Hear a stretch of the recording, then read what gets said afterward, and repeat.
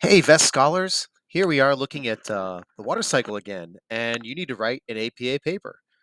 By now, you know what you're doing for the paper and its format, and so I'm not going to belabor that. But what I do have here is I want to go through briefly some of the stuff that you can focus on. What we're looking for is for you to analyze how how changes in the water cycle are being affected by potentially by climate change, and particularly decreases or increases in precipitation, as well as the other variables in the water balance. Any one of those variables can be your focus, whether it's precipitation, evapotranspiration, runoff, or change in storage. NASA and affiliated groups or organizations have a lot of really great missions studying those. We'll come back to that in a moment. But again, the main research question is: does the statement that the anthropogenic climate change affecting the distribution of water resources across the country is that leading to unusually dry and wet periods across the world? And that's a claim that's made. So let's analyze it a little bit. All right, so you have to address this question using credible, objective evidence, right? So we're not looking for conspiracies or blogs or whatever.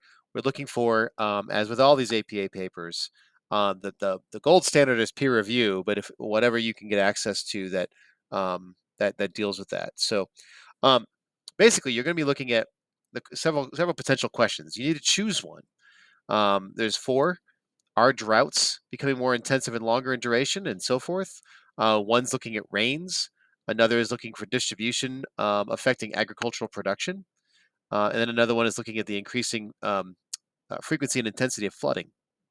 These are all important aspects of the water cycle and watershed behavior that are really critical for society and for human society. But of course, human society has an effect on all these things, and so that is the thing that you're analyzing here. One of your sources should come from drought.com. Remember, you're looking at the water cycle here. Drought.gov rather is a really great resource. And here we are, thinking back to our lab. I pulled this up for New Mexico and Virginia. Current drought conditions. Um, you want to note that this was the driest October over the last 127 years in New Mexico, and the driest year, 2021, over the past 127 years.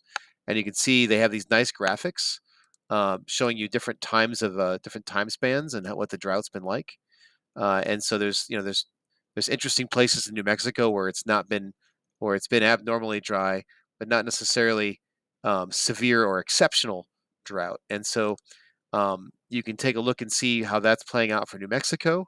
There's also other data that's up here you can go and check out, of course, including paleoclimate and so forth. If we look at Virginia, you'll note that it's quite different, right? Our own home state is experiencing the wettest October this past year in 127 years, and it's actually kind of one of the wettest years over the past 127 years. So that's a little different, right? And those are what we might call, you might call them extremes. We might not. It's always hard to determine whether or not it's the most extreme or not in a given time span. I don't know what the degree of extremity here is off the top of my head, and without looking into more data. But you can do that. That's what you can do is take a look at that. You've already looked at this calculate. You sort of calculated this in the spreadsheet. Um, so there's all kinds of news about this lately, right? We've got here's just one I found really quickly about the atmospheric rivers that are delivering really intense rainfalls to places in the Pacific Northwest. Very unusual, intense precipitation patterns coming out of after a summer of really intense drought, really intense heat, and so forth. Here's a place where, in Somalia, another place in the world where changes in the water cycle are affecting warfare that's going on. And of course, this is the kind of thing another source has to involve some sort of news item. So news coverage of an actual event related to your question. Whatever you choose, you should have something in the news to support it. Then we also want you to do an Earth systems interaction, focus on at least two interactions that play into this particular event, and then on top of that, you'll create a quad chart for a NASA mission. NASA, of course, has a lot of missions dealing with precipitation measurement and other things. This particular website is looking at how NASA deals with the water cycle. But if we look down here, there's a handy dandy chart where it highlights some of the missions that are related to the water cycle, past, understudy, in development, and currently operating.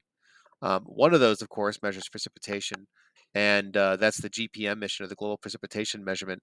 There's also the Tropical Rainfall Measuring Mission, which ended in 2015, but still has data associated with it as well. But as you can tell from this list, there's quite a few for you to choose from. So you need to talk about one of those missions as well, create a quad chart describing that mission. Okay, so make sure, again, as always, make sure that you fully understand the assignment requirements, check out the rubric ahead of time, and if you need any additional help, please contact your master teacher. All right, have fun, guys. Happy writing.